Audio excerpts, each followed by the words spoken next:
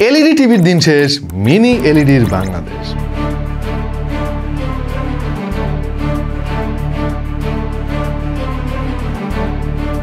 আজকে আমরা কথা বলবো মিনি এলইডি টিভি নিয়ে, যেটা হায়ার রিসেন্টলি আমাদের দেশে ইন্ট্রোডিউস করেছে। এলসিডি এবং ওলেড, আপনারা সবাই এই দুই প্রযুক্তি সম্পর্কে জানেন। ওলেডের যে পিক্সেলগুলো তার নিজের জ্বলে থাকার বা বন্ধ হয়ে থাকার কিন্তু ক্ষমতা আছে, যেটা এলসিডির নাই। এই কারণে এলসিডি প্যানেলগুলো কিন্তু কখনোই ডিপ ব্ল্যাক দিতে পারে না, যেটা অ্যামোলেড পারে বা ওলেড পারে। এখন প্রবলেম হচ্ছে ওলেড টিভির দাম তো অনেক বেশি ভাই, আমাদের আসলে হাতের নাগালের অনেক অনেক দূরে। সো ডিপ ব্ল্যাক আমরা কিভাবে এনজয় করব, তার কিন্তু একটা টেকনিক্যাল সমাধান হচ্ছে মিনি এলইডি টিভি।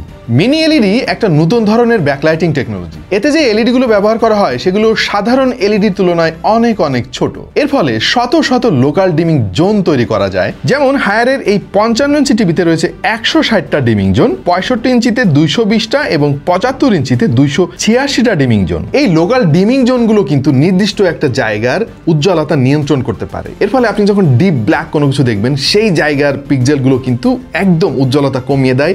এর ফলে একেবারে অ্যামোলেড স্টাইলের ব্ল্যাক আমরা দেখতে পারি। মিনি এলইডি যদি আপনার টিভির প্যানেলে থাকে তাহলে উজ্জ্বলতা বৃদ্ধি করে, আরো উন্নত কন্ট্রাস্ট এবং ডিপ ব্ল্যাক প্রেজেন্ট করতে পারে। কালার কারেকশন আরো বেশি অ্যাকুরেট হয়। টিভির ব্লুমিং বা হ্যালো ইফেক্ট কিন্তু অনেক কমে। আলোকিত এলইডি এর আশেপাশের এলইডিতে কোনো অপ্রয়োজনীয় আলো কিন্তু ছড়িয়ে পড়ে না। তাই অনেক বেশি টেকনিক্যাল কথাবার্তা হয়ে গেছে। বেসিক্যালি আমি সহজে একটু আপনাদেরকে বুঝিয়ে দিই।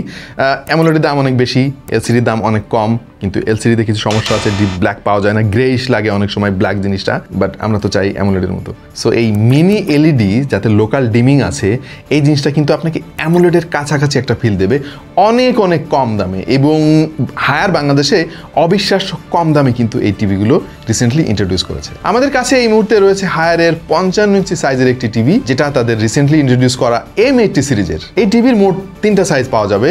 এটা তো 55, আরো রয়েছে 65 এবং 75। আমাদের টেস্টিং এ কিন্তু এটার কালার কম্বিনেশন খুবই শার্প পেয়েছি, প্রচুর ডিটেল ধরে রাখতে পারে। আর এটা ন্যাটি 4K রেজলিউশনের একটা টিভি। এর HDR পারফরমেন্স কিন্তু যথেষ্ট ভালো ছিল। কালো রং অনেক ডিপ মনে হয়েছে। 50 ওয়াটের ড্রাইভার বসানো আছে এই টেলিভিশনের পেছনে, সঙ্গে ডেডিকেটেড সাব উফারও আছে। বাই দ্য ওয়ে, তাদের এই রিমোটটার দিকে খেয়াল করে দেখেন, খুবই ফিউচারিস্টিক মনে হয়েছে আমার কাছে। এবং এখানে রয়েছে একটা সোলার প্যানেল, যার মাধ্যমে আপনি ঘরের আলোর মাধ্যমে রিমোটটা ব্যবহার করতে পারবেন। আর চার্জ দেওয়ার জন্য রয়েছে টাইপ সি পোর্ট। এর ফলে ব্যাটারি চেঞ্জ করার ঝামেলার দিন শেষ। বাই দ্য ওয়ে, এই মুহূর্তে কিন্তু এই টেলিভিশনের প্রি অর্ডার শুরু হয়ে গিয়েছে, এবং আপনি যদি প্রি অর্ডার করেন তাহলে কিন্তু পেয়ে যাবেন হিউজ ডিসকাউন্ট। যারা প্রি অর্ডার করতে চান তারা স্ক্রিনে দেওয়া এই কিউআর কোডটা ফলো করতে পারেন। এনিওয়ে, ছোট্ট এই ভিডিওতে আমি আসলে অনেক ডিটেল ইনফরমেশন দিতে পারছি না। আপনারা যদি এই টিভির ফুল রিভিউ চান তাহলে একটু কমেন্টে লিখে দেন।